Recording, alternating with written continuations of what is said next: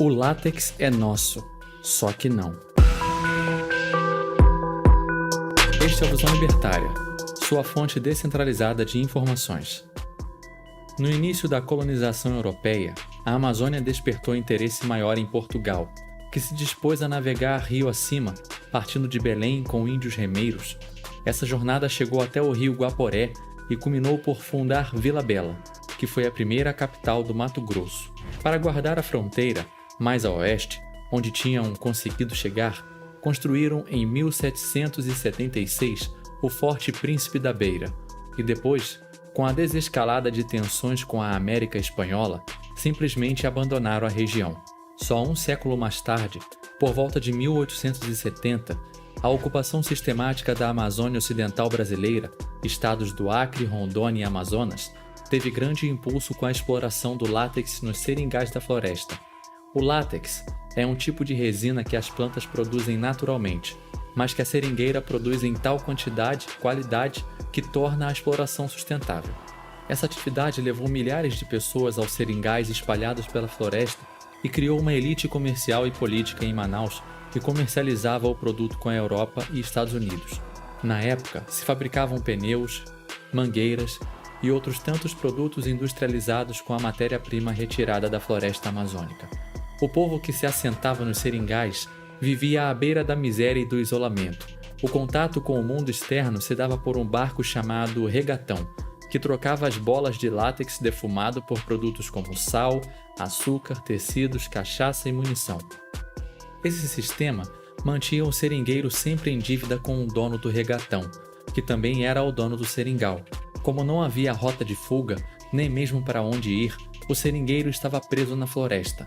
Algumas vezes esses bravos homens conseguiam se encontrar, furando o bloqueio do regatão e chegavam a formar vilas, como a de Fortaleza do Abunã, um ponto de trocas históricos que já unia povos indígenas ribeirinhos do rio Madeira abaixo e nômades das planícies menores acima. Enquanto os seringueiros sobreviviam a febres de todos os tipos, se você acha que a gripe do momento é grave, é porque realmente você não conhece nada sobre a Amazônia. Ataques de animais peçonhentos, parasitas e predadores, a elite em Manaus mandava lavar as roupas em Paris. A água do Rio Negro tem cauchi, um tipo de micro-organismo aquático que pode causar sérios problemas.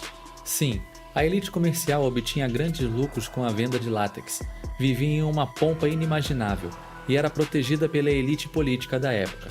Se você visitar o Teatro Amazonas em Manaus, que realmente é belíssimo e vale a pena, vai escutar uma história lúdica sobre a riqueza e imponência de Manaus, sobre como ela se tornou um centro econômico e cultural brasileiro, mas nenhuma palavra sobre de onde vinha todo esse dinheiro. O alto valor do látex no mercado e a baixa produtividade dos seringais brasileiros criaram incentivos para outras alternativas, que o inglês Henry Hickham aproveitou, levando sementes para a Inglaterra, que depois foram despachadas para a Indonésia, colônia inglesa na época, onde seriam cultivadas em clima propício, no sistema linear e sem pragas naturais, gerando alta produtividade. E o que aconteceu com o Sir Henry Wickham, que tornou possível a obtenção de um ganho astronômico para a Inglaterra? Recebeu uma quimera, um tapinha nas costas da Rainha Vitória e uma passagem só de ida para a Nova Guiné. É assim que máfias tratam seus séculos de baixo escalão. Veja o que houve com a pessoa que descobriu o maior poço de petróleo do México no vídeo O Descobridor do Maior Poço de Petróleo do México, aqui desse canal Visão Libertária, hoje disponível no canal do Dove, o Bitcoinheiros. Voltando ao caso dos seringueiros, veja como a falta de informação levava pessoas comuns a uma situação de escravidão e depois, a falta de recursos as mantinha ali, sem opção. Mas tudo ia bem para a máfia instalada em Manaus até o dia em que cidadãos comuns, cansados de serem explorados, se rebelaram e se negaram a pagar impostos para a Bolívia. Ainda assim, haviam seringais por todo o lado nas margens dos principais rios da Amazônia Ocidental. Bolívia e Peru reclamavam impostos dos seringais que se localizavam no seu território. Sabe, né? Aquela linha imaginária do mapa que você estudou no ginásio. Pois é, os seringueiros estavam em contas apertadas e tendo que pagar impostos para 2 países, inviabilizando ainda mais seu negócio. E então, naturalmente, todos partiram para o confronto. Quando se negaram a pagar os impostos para a Bolívia, chegou o exército boliviano. Não que fosse muita coisa, mas eram homens armados e treinados contra simples homens da floresta. Ao pedir ajuda à elite em Manaus, a resposta foi típica de mafioso. pague o imposto devido. Então os seringueiros se uniram e decidiram assumir o controle de seus destinos, contratando um ex-oficial militar chamado Plácido de Castro para treinar os seringueiros e formar um exército privado. Quer mais libertário do que isso? Quando vieram os bolivianos pegar o butim, encontraram agora homens acostumados com a selva, brutalizados pela vida, armados e treinados. Tiveram que voltar de mãos vazias e tentaram de novo, até que desistiram e foram apelar à máfia, na época instalada no Rio de Janeiro.